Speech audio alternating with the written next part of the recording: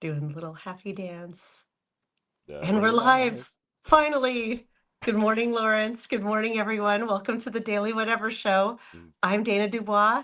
I'm Lawrence Winterman, and we just had the most frustrating Substack experience. Substack is changing things on the back end, and yeah, we were not going to go live correctly, so we had to fix things at the very last minute. So thanks for your patience, everybody. We are finally here. Thank you for being brilliant, Lawrence, because I have no idea what you just did to make us magically go live with everything in place, but I'm grateful for it. We have a very exciting show today. We have this will hold here as I'm our so guest. excited to talk to her. I have been reading her stuff for a while now. I mean, it resonates with me because yeah, well, we can talk about that when she's on air with us, but how are you, Dana? I'm doing okay today, Lawrence. I'm doing okay. And I'm really happy you're feeling better. I know you were out yesterday. You sound 10 times better. I mean, yesterday when I talked to you, you were like, I can't go on air. So it's nice to see you Yeah. looking well. Are you feeling okay? I'm feeling better. Thank you to some leftover Mexican antibiotics. And oh, I don't We, want you to spit out your coffee. no, no, it's okay. And And it's basically, tea, Lawrence. It's tea. right, always tea. Always tea. My, my secret I need to feel better recipe is climb back into bed and sleep for as many hours as humanly possible. And I pretty much did that yesterday. The cats thought it was like the best thing in the entire world. Oh my, Papa's in bed with us all day long. Yay. oh my, it's the best heated bed ever. Right, right. Oh, I So, love that. yes, I'm feeling better. Thank you. Sorry to have Good. abandoned you yesterday, but I know you were in the capable hands of Karen Marie Shelton. Yes, we had a great chat about my latest story, and it was really fun, but we missed you a lot. Aw. And um, I always come to you and there's something in the news, and I'm like, well, what do we think about this? My quick blip before we bring our guest on is news that a friend sent me that was like on the back page of Yahoo Finance. I don't know what page it was on. It's a web page. I'm speaking metaphorically about the fact that the U.S. government is now insolvent, according to the U.S. Treasury.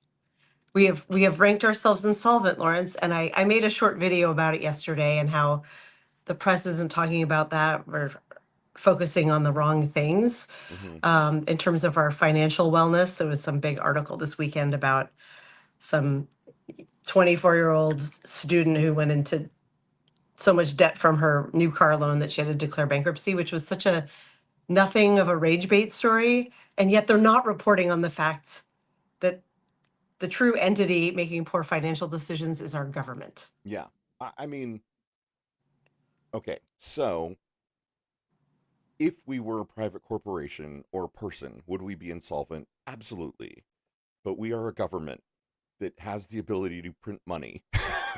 And Yeah, it's not that printing money is without consequence, it has absolute consequence. We are right. not technically insolvent in terms of, being a government. But we are in a massive, massive, massive amount of debt. Like it took Right. 200 years for this country to get to the point where we had $1 trillion in debt. Our interest payment is now $1 trillion a year. Like we are in a Yeah. really bad place. And I would just like to point out for the record, if I may, Yeah.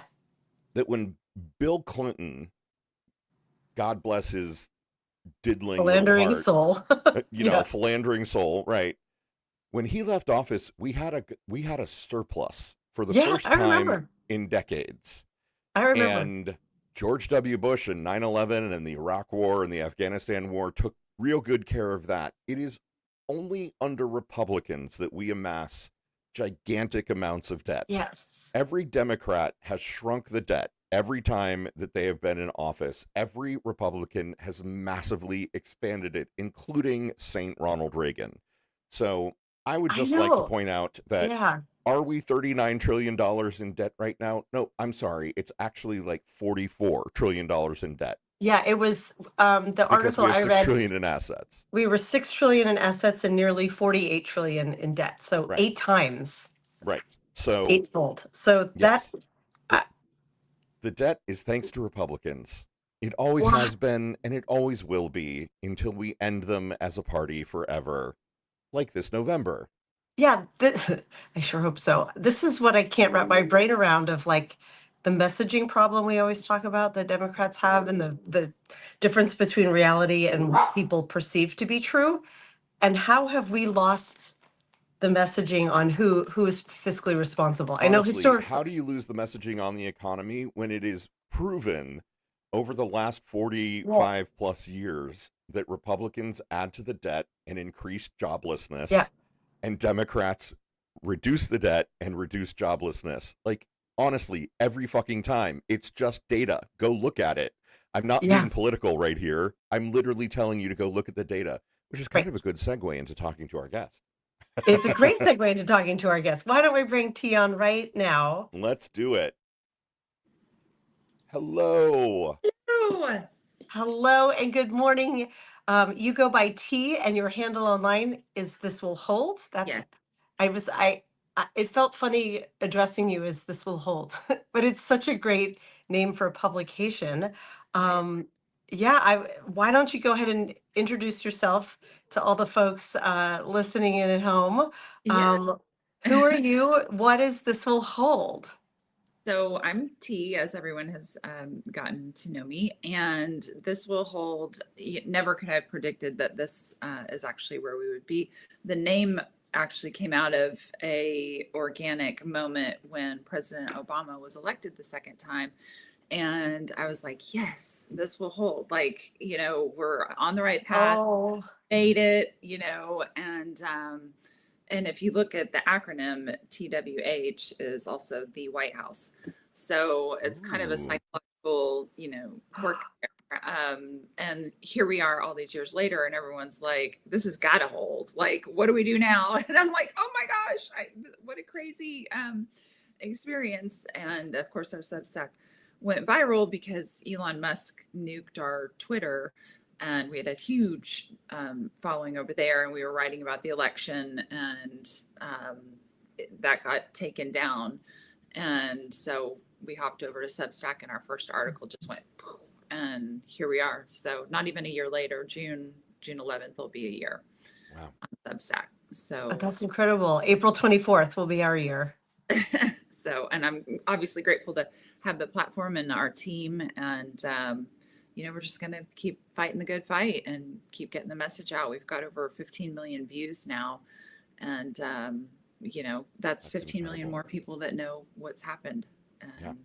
that's where we are. Can I just start by saying I love your necklace? Oh, The chunky pearl necklace is so great. It's so classy. I absolutely love it. Thank you so much. I Um, appreciate so you write about the election results, the 2024 election results, it. but you also write about like everything from TSA lines to the Epstein files. Mm-hmm. Mm-hmm. How are all those things connected in your mind? Like, Oh, how do great they fit question, together? Lars. Yep. Well, and this is what's crazy, right? The Epstein files have shown us that it is literally all connected. And Yes. everything with this regime, we actually did a piece and we linked every single Epstein file. So we're all about bringing the receipts so that people can't be like fake news, so we linked all the receipts and the pieces put together. It's Epstein introducing Peter Thiel to his Russian handlers. And then with that, and, Zuckerberg and really just, and Elon Musk, all of them colluded with Russia in 2016. And if you remember, Hillary Clinton won by almost 3 million votes on the popular side, which in and of itself is a whole other podcast. Yeah. Yeah. The fact that we're okay with like not getting the candidate who won by 3 million votes is reason for a revolution, frankly. Yeah. But that being Yeah. said, Right. A whole other podcast on the Electoral College and exactly. how, yeah. But it was 77,000 votes that separated them. And, she left 75,000 votes on the table in Michigan because the election equipment, 59% of precincts in Detroit in Black and brown neighborhoods experienced malfunctions, and they just let it go. Whether they call it, to preserve faith in the institution or whatever it is, she had several experts that year that were saying, hey, we have evidence of manipulation in several swing states. You got this. And they just chose to walk away from it. And, it's just mind boggling. But now that we've been able to unpack so much more, going all the way back, I mean, truly, election interference is part of this country. It has been happening since we became a country. It's just gotten more advanced. And then to see everything with the 2000 election, the 2004 election, it is literally all connected, and it always has been. And Yeah. Epstein has been part of it, from 2016 forward. It does seem like, Yeah. I mean, I know Dana and I have talked about this a lot personally and then on air as well, that like it seems at every turn we've all sort of been like, oh no, like we're not going to let this happen, right? Like, oh, he's not going to actually win, is he? Oh, he won? Like we're not just going to walk away from that, right? And like at every turn it's sort of been like, I don't know, like we're in a movie, right? And we're, Mhm. driving off a cliff, and at every moment we're kind of like, oh no, we're gonna drive off the cliff, and it's like you're literally holding the wheel. Like we we can save ourselves. Turn the car. Yeah. And like, oh no, I can't. I'm gonna drive off the cliff. Oops, I did it. What do I do now? Mm-hmm. Oh my God, Lawrence. I just had this vision of us as like Thelma and Louise. Yeah, I'm not sure totally. if you're Thelma or I'm Thelma, but off we go over the cliff. I want to click back like 3 points from your introduction, T. Um, when you mentioned getting nuked off of Twitter by Elon Musk, Mm. we've got folks in the chat being like, wait, what happened? Can you go back and talk about, like, walk us through kind of what you were doing on Twitter, how Elon became aware of you, how you got kicked off, and then what it's been like coming to Substack? I know that's a multi-part question, but tell us all the tea. So I ended up in a rabbit hole. I was actually writing a book, basically on how we got here. My family for the longest time has been begging me to do a YouTube and to teach civics and government, and to help people understand basically what you were saying earlier, Lawrence, about how Republicans truly are the crux of all the problems. And I had ended up I was, like, people think Heritage Foundation, who are these new people? Like, no, they've been here since Reagan, like, Right. they 40-year long plot to destroy democracy, truly. And Right. so, Where do you think your Supreme Court judges come from, people? The Right. Heritage Foundation. Yep. So as I was unpacking it, I end up on a subreddit, and this person's like, can you believe that Elon Musk is partners with the company that has access to 70% of our voting equipment? And I was like, what? So I end up in that rabbit hole. And the more I dug and the more I found the connections, and then I see Leonard Leo sold this equipment company, something light. It just went out of my brain. I'm sorry. I have chemotherapy brain right now, so I'm a little foggy. Trip Light sold Trip Light to a company by the name of Eaton. Eaton was already partners with Peter Thiel and Palantir. And then right before the election in the summer of 2024, they became partners with Elon Musk, and they have access to 70% of the voting equipment. And I'm freaking out, digging. And so I just put this whole chain together. And back up even further, I was in the military for a very long time. And so Elon Musk, back when Russia was the enemy, I mean, they're still the enemy, of course. Right, right. But back- when we used to say that back- out loud. The Murder, She Wrote, we're like, oh no, the Russians, like way back. So Excellent Gen X reference there with Yeah. you. here and this reality right now. So those of us in the military at the time, we never took eyes off Russia, first of all. And then Elon Musk back in 2001 was like, hey, we need to be friends with Russia. And we're all like, who's this guy and why is he talking like this? That is a hard no. So he's always been on the radar for me. I've never trusted him. And then you get to where he gets handed space basically by Rohrabacher, Putin's favorite rep, in the mid 20 teens Right. frame. And here we are now, and we find out he's been communicating with Putin for a couple of years. He's supplying Starlink to their troops. So he's in the bag for treason. And it all just connected together. So then I was like, he bought Twitter 49 days after Putin invaded Ukraine, converted it into a pro Trump, pro Russia dumpster fire. And then beyond that, when he bought it, it wasn't even for sale. So unsolicited bid at 20 billion over market. So you don't do that unless you have an agenda. And just the timing and everything, I was like, this dude is he's up to something. This is not a coincidence. And of course, here we are. Yeah. So I I put forget. the whole long chain together of all the events and put it out there, and it went, viral. And that Substack had been around again since 2012. So it was ginormous. Like, it was bigger than, not Substack, I'm sorry, that Twitter. It was bigger than this platform that I have here. And it got taken down, like, boom. Wow. Tried forever to get it reinstated. They said I was a spam account or whatever, a fake account. And I'm like, Really? People are on this account. Look how long it's been active. I've been working on legislation for over a decade. Here I am in Congress. Here I am in all these different, state houses. What is happening? What do you mean I'm a fake account? And I could never get it back. So I licked my wounds a little and then hopped over to Substack, and here we are. I know. And do you remember, like, how big was your Twitter account? Because you're pretty huge here on Substack, especially for how short a time you've been here, 59,000 plus and number 50 in world politics today. I just looked.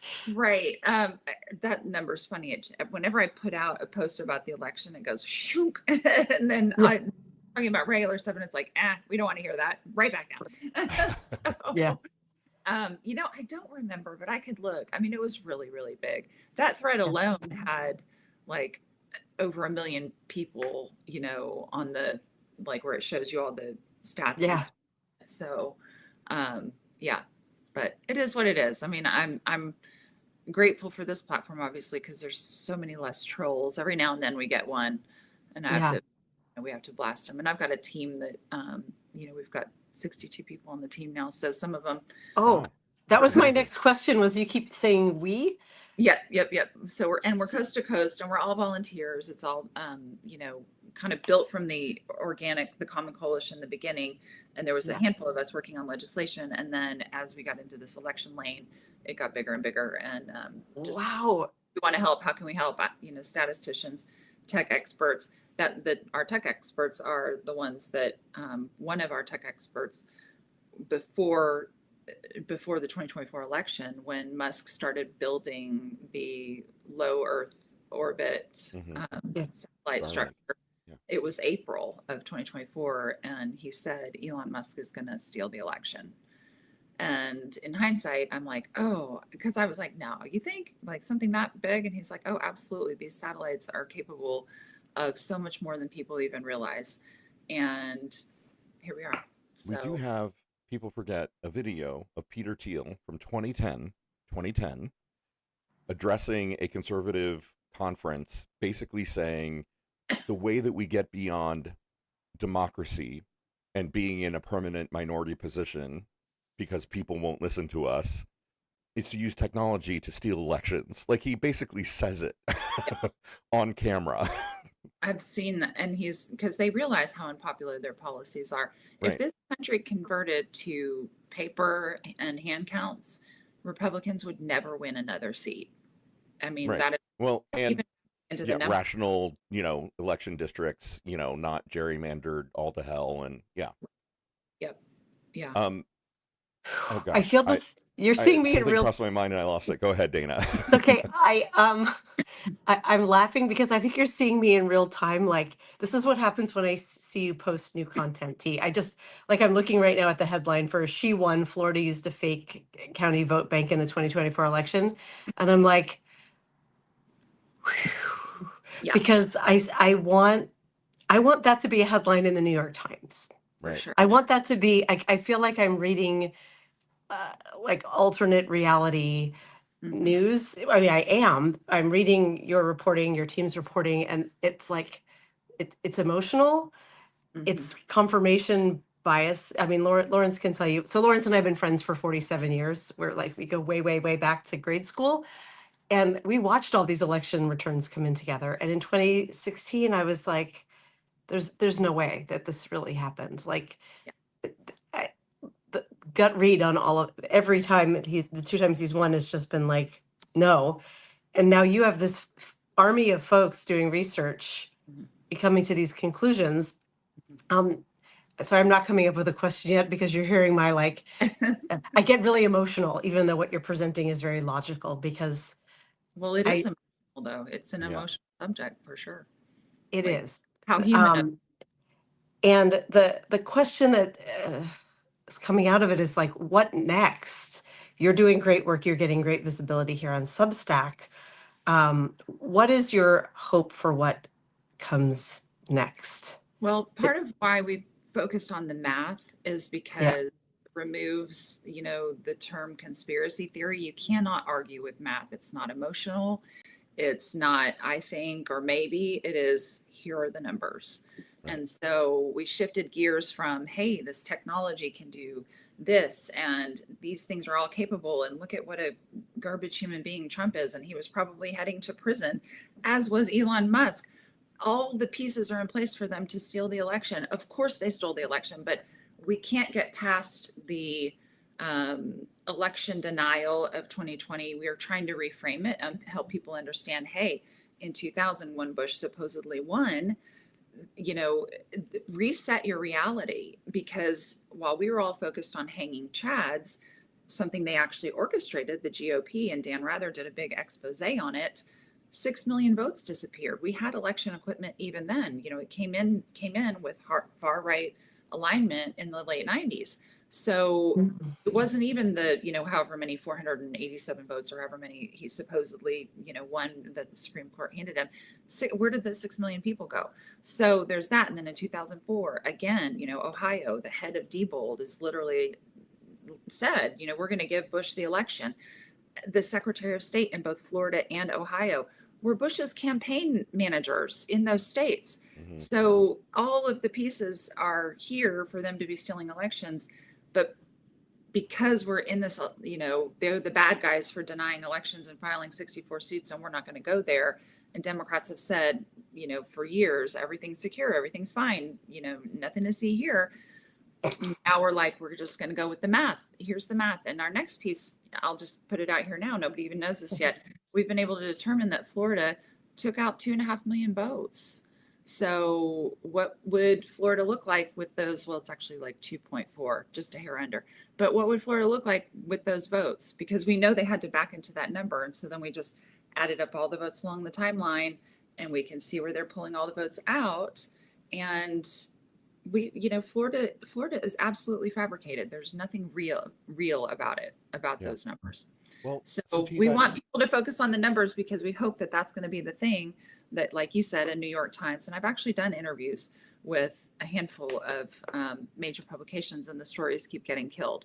So maybe the math will be the thing for them to come back and say, okay, we can do the story now.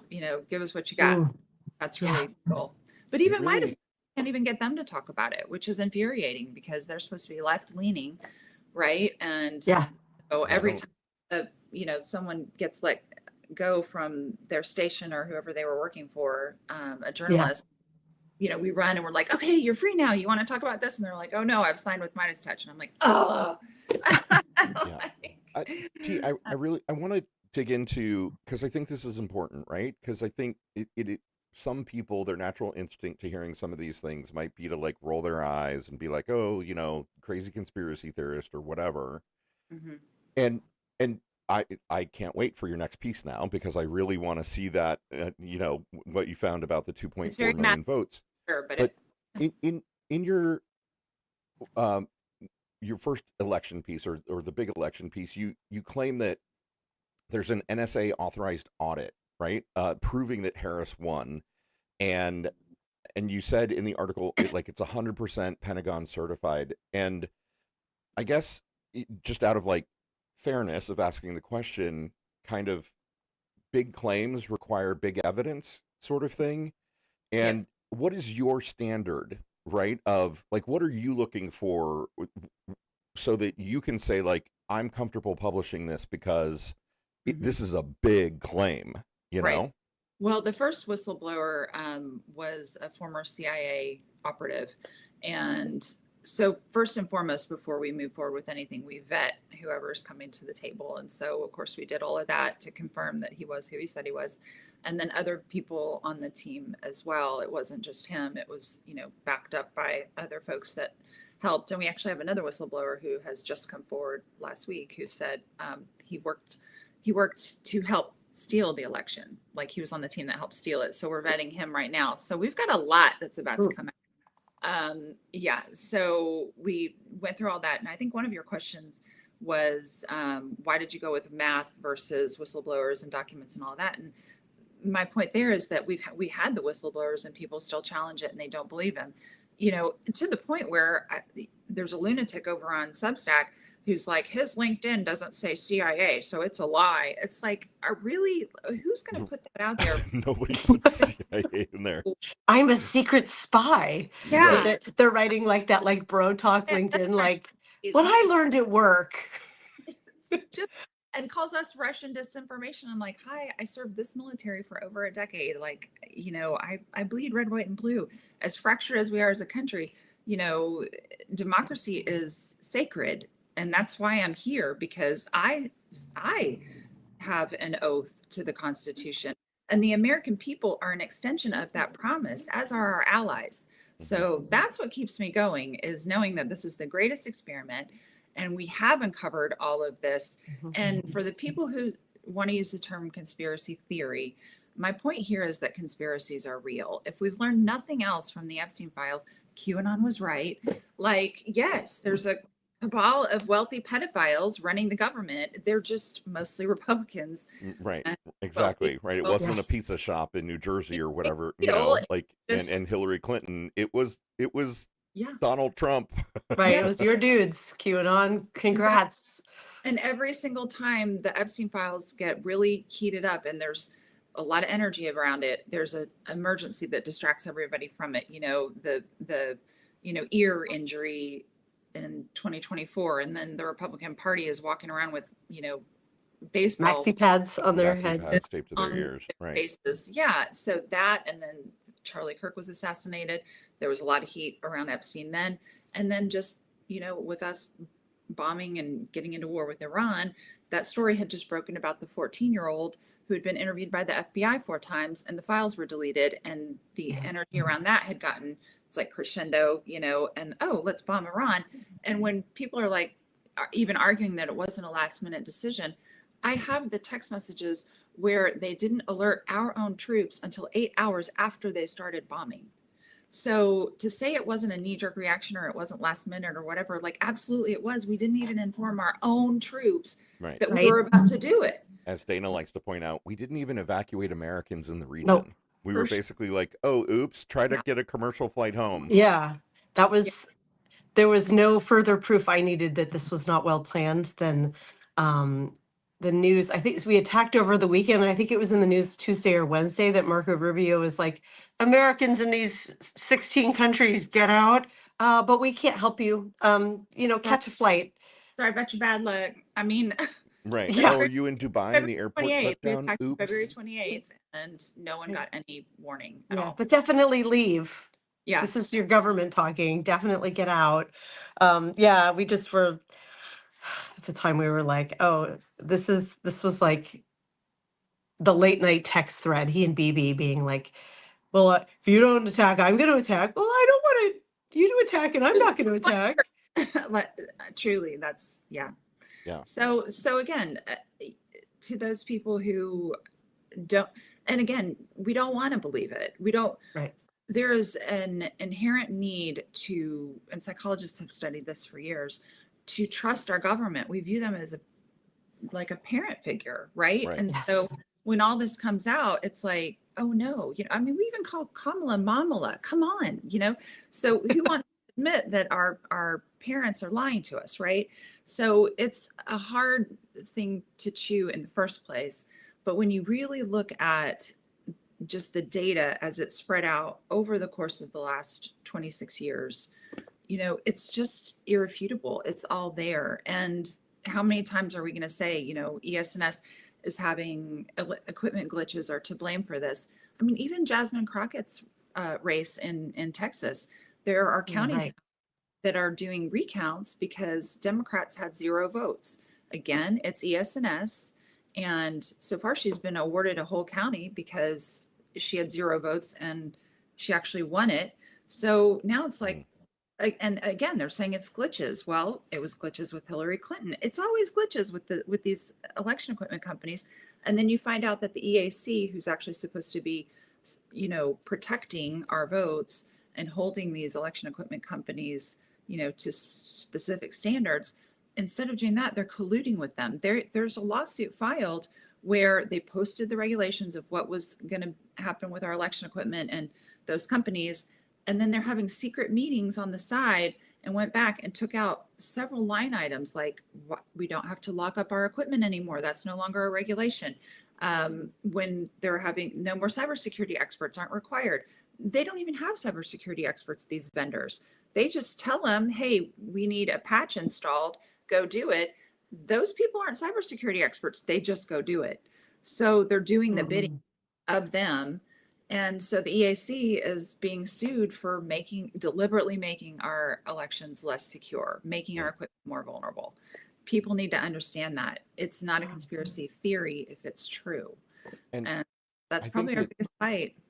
Yeah. Part of, I mean, I don't know. I'm speculating, kind of thinking out loud. I also think part of the resistance is just the oh shit, what do we do if we in fact discover that it is true that the election was stolen? Because our Constitution has literally no mechanism within it Right. to be like, oh, you swore in the wrong person. That Right. person is not actually Nice. president. There are plenty of, I know for a fact that there are conservative legal theorists who would say, well, maybe he didn't win, but he did get sworn in as president, and so he is technically president. Yeah. I don't know. Do you think about that piece of like the remediation? We do. So the states have the power right now. And really, what needs to happen is a state attorney general needs to open an investigation into DDHQ, ES&S, Elon Musk, the Doge Boys, Peter Thiel. They need to be looking at, all of the logs, seeing where the breaches were on election night and who was doing it. And treason needs to be on the table because we know that it's in alignment with Russia. And some of those Doge boys are real young and they have a long life to live. And truly, if it was me, I'd be like, treason's on the table. Whoever wants to let us know what happened first gets the best deal. Discuss amongst yourselves, because that's really, there's that. And then as far as the removal piece, there are constitutional avenues to remove them. And Section 3 of the 14th, the disqualification clause, a stolen election is a rebellion against the Constitution. I mean, this is not the voice of the people. We are not being properly governed. Yeah. And if you really want to look at it from the perspective of the Declaration of Independence, it says, there's literally in there, it says if we are not being properly governed, we have the right to remove the government and reinstate, what we need. So, throw some tea in the harbor. It's go time. And that's just kind of where we are at this point. And again, it's got to start with the states. We do have another weapon in the toolkit as far as states are concerned, in that state legislators and state electeds have to get bonds. And we can go old school back, during civil rights, they would file against bonds because they weren't doing what they're supposed to be doing. Their first objective as an elected individual is to protect the people. And what they're doing is not protecting the people. They're ignoring all of this. And so we can go en masse and file against their bonds and, make them feel it, hit them where it hurts. I hate to go that route because I adore some of these attorneys general, but how much longer are we going to do this? And then beyond that, are we really looking at November as when you have an entire administration who's likely facing criminal charges? Are we really deluding ourselves to think that they're not going to do everything they can to prevent Democrats flipping. The whole Fulton County situation, the reason they went in there and grabbed those ballots is to target John Ossoff's seat, Senator Ossoff, because Elon Musk doesn't have data. He doesn't have the bodies to fill the vote bank because the people there didn't fill out anything, for him. Nobody got on Elon Musk's side. Well, I mean, a handful, maybe, like some, but that I think Biden won that district by over 70%. It is hard blue, and that they need volume. They need people. So if you can't get the voter rolls turned over, because that's how they're doing it now, and you can't get people to sign up on the website, what do? You go in and you illegally steal the ballots. Now you got everybody you need. You can put them in the vote bank. So Wow.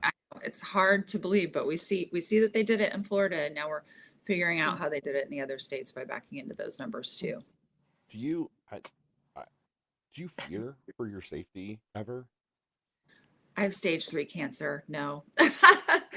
I mean, and I mean, again, I've jumped off of and out of everything you can imagine. Being in the military as long as I was, I just wasn't wired for fear, frankly. I wasn't. And getting this cancer diagnosis has made me even more, let's go. I got nothing to lose at this point, and I'll be damned if democracy is going to go down, in flames without, me and my team doing everything we can. Now, that said, the team is, they work under the condition of anonymity. Everybody is, behind me. I don't want any of them to move forward. So. Oh my gosh, you are an American hero. Yeah. I'm realizing as we're talking, I don't know a ton about your background. As much as you're comfortable sharing, what is your professional background and that made you suited to do this kind of work? Well, between the military and, I've always been democracy and justice oriented. And interestingly, along the path, when I joined the military, I wanted to go into religion. I wanted to be a chaplain assistant, and ended up working out. So I ended up being medical, and then we worked hand in hand with a lot of intelligence units, and it just sort of grew from there. I mean, I've had a very interesting life and background. I was actually on Ross Perot's last flight out of Iran during the hostage crisis. So I guess life has just kind of always been like, even my mother would say I was born backwards and upside down. Like, it's called sunny side up. So I guess nothing about from birth forward has ever been boring. But I'm just not wired for fear, and I work with students and helping them, adjust their writing and, getting into college. And I do some tutoring, again, very heavy on the civics and government, and working in legislation, health and food deserts. That sort of thing has really been my burning, like, we got to get food to people, right? That's literally the very first rung on the ladder. And we're not feeding children, how can we expect them to be learning? They're not going to be focusing on their pencils and paper. They're going to be focusing on how hungry they are. So legislation and being in and around politics for so long, and it just kind of morphed into this. So remarkable. I want to bring up from the chat. Oh, I'm sorry. I'm cutting you off. Keep going. No, go ahead. No, I was just going to say, and the rest of it, I've got like 37 plants and a bunch of rescue animals. And, I'm shocked that my cats haven't gotten up here yet. Will they? Mine too. Yeah. Oh, we love when you can see my dog's actually being quite quiet today, but you can see she's right behind me here. Is the cat back there too? Oh, you can barely see my cat, but she's like way back on the curtain. Oh, which is not closed. You can see the mess. Lots of questions in the chat, T, about how to volunteer to work with you. Oh, just they can either comment on the best way would just be to send a DM through a Substack DM. Yep. And really, because our team is anonymous, the area that we need the most help. Well, we're actually bringing on some more statisticians because we found some more stuff that we want to dig into, but also social media, because they are not active and out there. So they Right. we just need people to help us cross post the articles so we can get as many eyes on everything as possible. And so folks that are willing to Okay. do that, I mean, it's not hard. It's like if you just went on 5 platforms a day and posted a couple of articles, I just feel like this will continue growing. We know in July of last year, Democrats were at 41%, as far as 41% believe that the election was stolen. I got to tell you, if they redid that poll right now, I'd say it's over 50% just because of everything that's come out over the course of the last year. I mean, even Donald Trump, I think on Sunday, put out a Truth Social message and said they allowed James Tallarico to win in Texas. I mean, that kind of dialogue, it's like, once again, they're telling us they have Right. ownership of the equipment. Yeah. So, I mean, your story, your message resonates with me because I like to think I'm a pragmatic person and not prone to, wild and crazy thoughts, but I remember both election nights, right? I remember the assassination attempt and look, kind of my Yeah. immediate reaction to Right all of that here. was, as somebody who, I'd like to think I have a pretty refined, gut instinct, was just like, no. yeah. Like Yeah. none of that makes sense. He won all the swing states by just enough Right. votes. Like, Right. come on. Yep. Well, Well, and mathematically, when you look, we did a piece on that. The devil's in the data. I think it was like the third or fourth piece, and that alone. So all of the swing states just above the threshold for an automatic recount, and 88 counties flipped red and none flipped blue. We can have a whole other conversation about the number 88, but the fact that it was right, that we number, could. come on. But that none flipped blue. I mean, even Ronald Reagan didn't do that. And Ronald Reagan wasn't an adjudicated sexual predator and 34 count convicted felon who may or may Right. not be a pedophile back Right. then. Now we know he's a pedophile. And Right. it's like, how's this guy beating Ronald Reagan? Come on. That, from a logical standpoint, in and of itself, is something to think about. But when you drill into the math, and not even talking binomial math, if we just go on a 50-50 here, and which is generous towards Trump, it's 1 in 50 octillion chance of that being a natural occurrence that didn't have assistance. That is 28 zeros.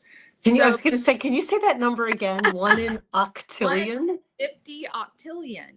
So in any world that's not governed, by magic, that's governed by math, it's zero. There's a 0% chance. 1 in Right. 50 octillion is zero. So it's just crazy that we're here and then beyond that, I mean, how many times have they told us, the vote counting computers, Elon, all of that. They keep, as malignant narcissists do, they keep bragging about it. It's like they pulled off the greatest heist in history. Right. Like, They want it's to be able killing to him talk that he about can't it. brag about it. Yeah. Right. So I We're spoke to ready. I think When we you both were, have our wrap-up questions. I can see it in your face, Lawrence. I do. You want to you go for it. Well, okay. So T, when you were answering the question about fear and you revealed that you have stage 3 cancer, I could hear you kind of struggling with your own mortality, right? The thing that all of us kind of do. And I'm wondering, and God willing, you are here for 100 more years, right? Like, all best wishes and hopes of healing to you. But you must be thinking about wanting to see success, right? And wanting to see the positive outcome from your efforts. And I'm wondering what success looks like for you. Like, what would be the outcome that would make you, like, set down your tea and be like, we did it. we did it. Yeah. It would be prison sentences for all involved, and the reinstallation of democracy, because based on what we've discovered, all of this information, democracy for us is a facade, truly. And I can't go out on this note, so I will be here until. Yeah. And I have to tell you, I come from a line of strong-willed women. My grandmother was diagnosed with lung cancer at 64 in February of the year she died, and the doctor said she had less than 6 weeks. And she said, I'll be here for Thanksgiving. And he laughed it off and told us all to get her affairs in order. That woman died on Thanksgiving Day. So when I tell you I will be here to see this through. I believe I you. may die right after, but damn it, not on my watch. But it would be investigations. And this is not the first time we've been here as a country. These, oligarchs and obscenely wealthy people have tried to do this before, to Roosevelt, actually, to FDR. And ironically, JP Morgan was involved in that one as well. And we keep letting them off the hook. What's the guy's in Florida, Rick Scott, the biggest Medicare and Medicaid fraud in history, and he gets away unscathed. The dude belongs in prison. Right. So we have got to get heavy on the justice. It's the Department of Injustice and has been for a long time. So, laying out that, getting everybody in prison who belongs in prison. And then, frankly, we have to do things that we've never done before. We need to limit capitalism. And I know nobody wants to hear that, but we need I want to hear that. absorb the Nordic model, bring it over. Right. They're happiest Capitalism with regulations actually works and makes people freer. Capitalism as we've got it now is, feudalism under a different name. Yep. So when I say do things that we've never done, like take these companies, Palantir and all of Elon Musk's ventures, and sell them for parts and redistribute that wealth back into the country, to the middle and working classes, and help these farmers who are losing everything. And I think, to your point, Lawrence, what you were talking about before, what the Republicans do as far as, giving themselves all these tax breaks and the harm that they're causing, it's their way of creating their own generational wealth. They crash the economy, and then they do it, by measures that take a year or two to catch up as far as fiscal policy. So while Democrats have the mop out cleaning up after them, they're swooping in and buying everything. They're buying businesses that go defunct. They're buying all the farms and all the land. They're buying all the homes. And, here we are, and they keep doing it. So we need to. And then as Democrats are cleaning up, they're yelling like, everything is broken. It's like, yeah, buddy, you broke it. Yeah. Yeah. And Tom Hartman, one of my favorite political analysts and best-selling authors, calls it the double Santa strategy. And it's true. I mean, it's exactly what they do. They give themselves this big gift, and then they go in and they swoop up and buy everything. And then they blame the Democrats because it takes that long for the inflation to catch up. And we do know they've been manipulating elections, but we also see that there's a large percentage of the population that watches Fox and thinks it's all true. So, Republicans are terrible. So that would be my, again, to break down these companies, redistribute the wealth, get us into a place of real democracy that works for everybody, and fix the broken ladder, because the first two rungs are broken, which are food access and education. And we can thank Reagan for that. So right. And then 1000%. housing, right? And we know that Finland fixed homelessness, right? By basically saying you get a home. No strings attached. You have a home. Yep. And if we took all this wealth, these obscenely wealthy people, if we put a cap on capitalism, I feel like I need to say that more. And we would have the ability to do that. And we owe the American people, the government owes the American people, from the perspective of not maintaining the guardrails to keep us safe. We should not have poverty like we do. We should not have homelessness. We should not have veterans on street corners who can't get anything. It's just, it's obscene. Lawrence has a Lawrence's initiative is that no one gets to be a billionaire, and that if you hit 9999999, that you get a trophy that says congrats, you won capitalism, and then you don't get any more money. But it's a plastic trophy, right? Like it's a cheap, like a that you would hand out to an elementary schooler, and it's like, congratulations, you won capitalism. Everything over $999 million goes back to the state. Yeah. And if you're not okay with that, then you're just a greedy fuck. Yeah. Right. You don't need more than this. You're good. Oh, like that money is going to be generational. Their great grandchildren have to work. So it's crazy that we've let it get this far out of hand. And again, back to the Democrats and what they've permitted. When you start digging into open secrets and you see the financial, who's contributing to who, it's like they're all the same. One of my cats is wanting to play. I just jumped on one of them yesterday because he's pushing for Palantir, for all the Palantir stuff to stay in place, and he's a Democrat. And he's also admitted that Russia has infiltrated our elections 3 times, twice successfully, to get Trump elected. He sits on 2 security committees. He's the chair of one. And I'm just crazy over this situation. So I go and look at who is contributing to him. There are 5 people from the Epstein files writing him checks. So and so back to the whistleblowers and what they had to say in July, the NSA audit proved she won, and it was buried, and it's all tied to the Epstein files because their wealthy donors who write the checks would be going down, and no one's willing to stop protecting their purse to protect the American people. And that, to quote Joker on Batman, this town needs an enema. Damn right. I mean, we got to flush it all out. If you are not if you're not a Mom Donnie, get out.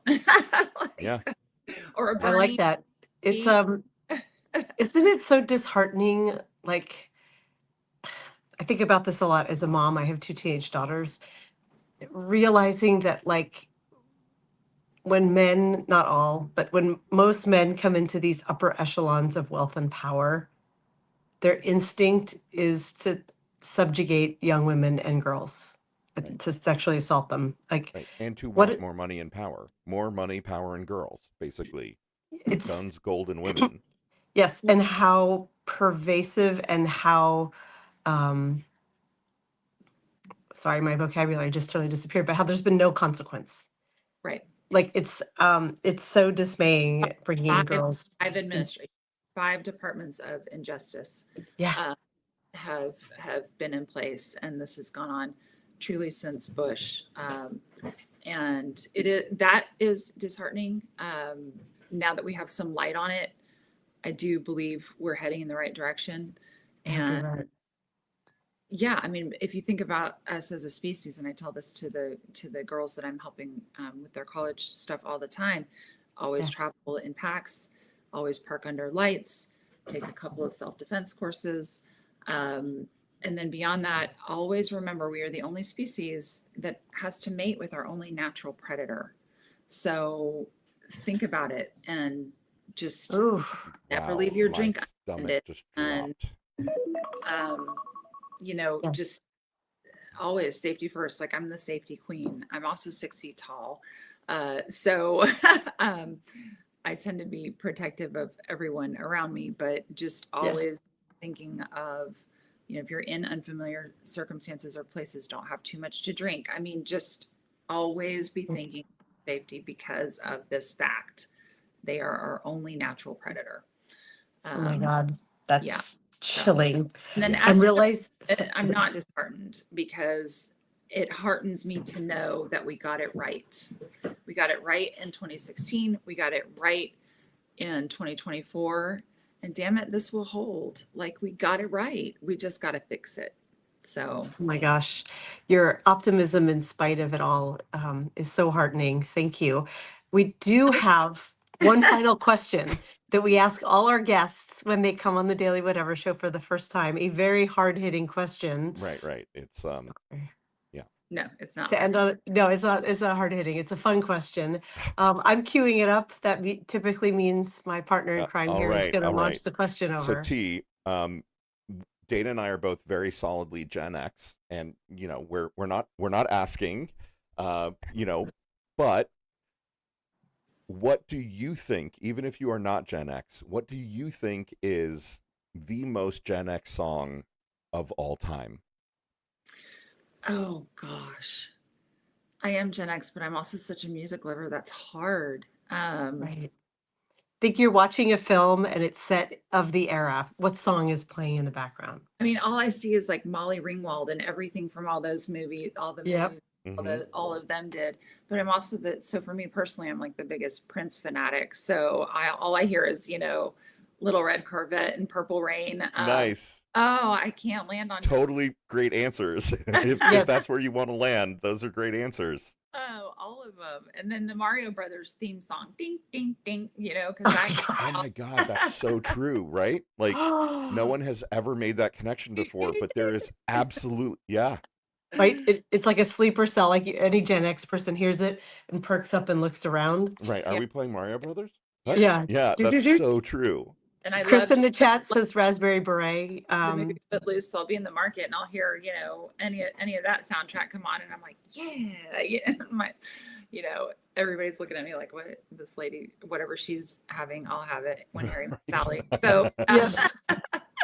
yeah, so I'm firmly in that same category. And frankly, I think Gen X, like, we're going to be the ones to do this because we're still feral. I mean, Yeah. I was, I totally agree with you. to your point, like, we're just built different. So Yeah, if absolutely. folks we find had themselves in trouble, find yourself a Gen X person. We'll get you out of it. Yep. I Right? love it. We're the multi-hyphenates and we're the ones who look around corners. So the work, like when Lawrence was doing his whole preface, I'm like, you do look younger, but also I'm like, that you're Gen X. Just the work you're doing, it's clear to me that you've got that One of whole like us. one of us vibe. us. Yes. One of us. T, it has been so great getting to Yes. chat with you the last hour. Thank you so much for coming on our humble little podcast. And you've gotten, I don't know if you've been keeping up with the chat. It goes by very quickly, but so many people are thanking you for your work and calling you a Oh, hero. And no, the team and I were happy to be here, happy to serve. I mean, we're the little Substack that could, and yes, hopefully the more of this math that we're able to unpack will have some of those, real journalists and reporters circle back and want to do another story, because the more people who are aware of what really happened, that's how the change is going to happen, because we're going to be the ones to push our electeds in the states to do the right thing. And then we do the next right thing, and then we do the next right thing until we get it right. And I firmly believe that we will. By the way, do you read Ellie Leonard here on Substack at all? Yes. Yeah. And every once in a while, I feel like you and Ellie. Yeah, you and Ellie should You and Ellie totally should absolutely meet. Yeah, I love her. Well, we've been on a couple of on a couple of those Nice. together, and I know she's mostly focused on the Epstein. Yeah. We do some digging too when we're not, again, a team of 62, and some of them have different interests. By no means am I cracking any whips. So they'll bring stuff over and be like, oh my gosh, we found this. And so I just zip it over to Ellie. And nice. Oh, that's great. That's Okay. kind of where I was going. Like, if not, you're like, you should. Yeah, that's so good. I adore her. Amazing. Yeah. A few last comments before we go. Kathleen is saying to share social media information again. I'm not sure which social media information, Kathleen, but message me or message This Will Hold, and we can get that for you. And Mabel's asking if you can do a Zoom soon. Do you know what that means? Do you host Zoom calls? We did a Zoom Okay. over the summer we called it the She Won Zoom, to just explain to folks what down ballots should look like versus what they did look like in 2024, several different methods of how they might have hacked it, and what we can do moving forward, which is really just spreading the word. Because again, this is a people-driven movement, and that's how we're going to affect the change, is by letting, our legislators need to be put on notice at both the state and federal level that you're not doing your number one job, which is to protect us. And that includes protecting our elections. And all of this is real, like the EAC and the garbage that they're doing. And why are we okay with far right interests owning our election equipment companies? That's crazy in and of itself. How have Democrats not been on the floor of Congress doing everything they can to change that? So just all of the above. So the more people that understand how it's all working or not working, frankly, and what needs to happen to fix it, is how we're going to get there, and preferably before November. Because again, I think we're really naive to think that they're not going to do everything they can. I completely agree. right? Yeah. Like he's proven so far that he's willing to do absolutely anything. Why would we not think that he's going to do this? Right. Yeah. Yeah. If you do host one of those Zooms, please let us know. We're happy to amplify it for you. You've got lots of folks in the chat asking about it. So um, definitely want to know about that. And thanks to everyone in the chat. You all have been amazing today. Please, if you're not already subscribed to This Will Hold, please subscribe. We would also welcome your subscription here at the Daily Whatever Show. Yeah. We're here every weekday, same time, same place. And I thank you to Yanni for stepping up and moderating in the chat today. You've done an awesome job. We really appreciate you as well. So I don't know. Thank Go you. forth and save this democracy, I guess. Yeah. Fast and fun. Yeah, this will hold. Absolutely. This will hold, and wishing you all the best. We know you're on a big health journey, and sending all the good health and love and light your way. Thank you so much. I appreciate it. Of course. All right. Okay, and thanks for having me. Thanks, Y'all- T. Thanks, course. everybody. Take care, all. Bye. Love you, mean it. Bye.